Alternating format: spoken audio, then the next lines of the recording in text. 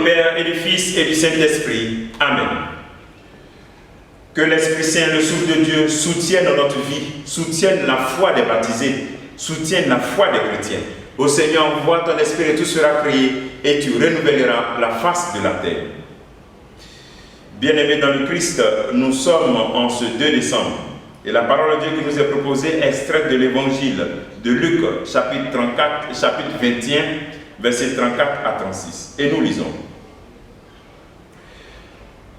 En ce temps-là, Jésus disait à ses disciples, « Tenez-vous sur vos gardes, de crainte que votre cœur ne s'alourdisse dans les beuveries, l'ivresse et les soucis d'esclavie, et que ce jour-là ne tombe pas sur vous à l'improviste. À l'improviste, comme un filet, il s'abat en effet sur tous les habitants de la terre entière. Restez éveillés et priez en tout temps.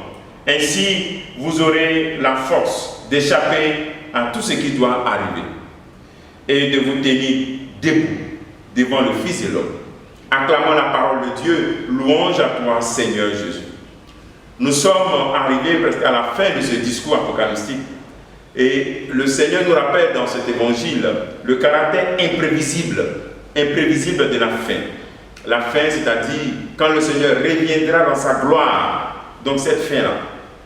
Alors, il nous invite de ne pas tomber dans des distractions, dans l'aveuglement.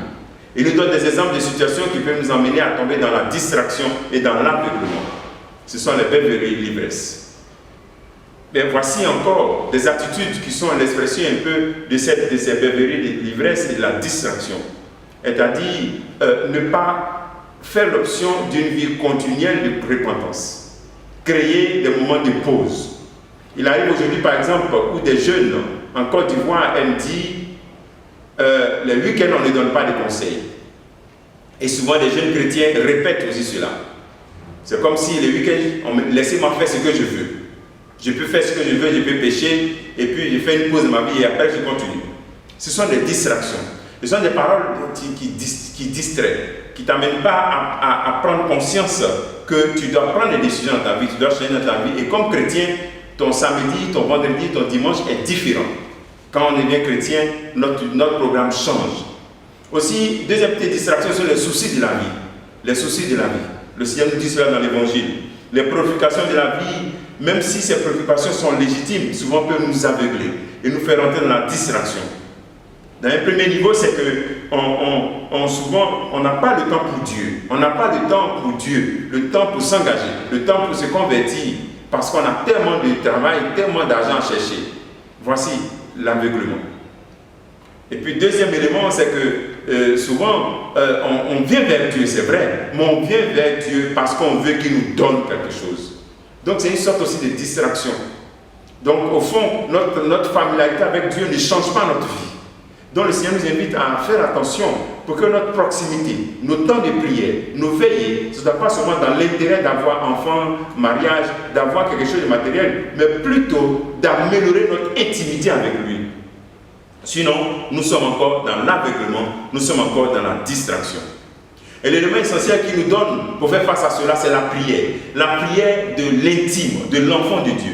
Il nous dit des prières constantes qui nous fait rentrer dans la communion avec l'Esprit Saint et nous aider à comprendre même le plan de Dieu sur notre vie et à comprendre même la difficulté que nous vivons quand souvent nous ne comprenons pas. Cette intimité de prière nous aide à voir la révélation sur la situation de notre vie, de telle sorte qu'on a confiance en lui, on comprend ce qui se passe et on est serein, on est joyeux et on avance. Donc cette intimité, c'est tout simplement être disposé à ce que ce Dieu nous façonne. Remarquez la prière que le Seigneur nous a montrée de notre Père. Que ta volonté soit faite sur la terre comme au ciel. Donne notre Père, pardonne nos offenses. Il y a le pardon, il y a la prière qui engage. Une intimité de prière qui m'engage. Une prière qui transforme. Et qui transforme ma vie, qui transforme mon environnement. Veillez et priez. Et qui contamine. De la même manière que, de telle sorte que quand on me voit, on a envie de suivre Jésus-Christ. Alors, la question que tu peux te poser en ce jour, qu'est-ce que tu fais pour être réveillé? Comment laisses-tu la flamme de la prière illuminer ta vie et maintenir ton intimité avec Dieu et être prêt à le rencontrer? Que le Seigneur te bénisse, que nous bénisse tous en ce jour Au nom du Père, et du Fils, et du Saint-Esprit. Amen.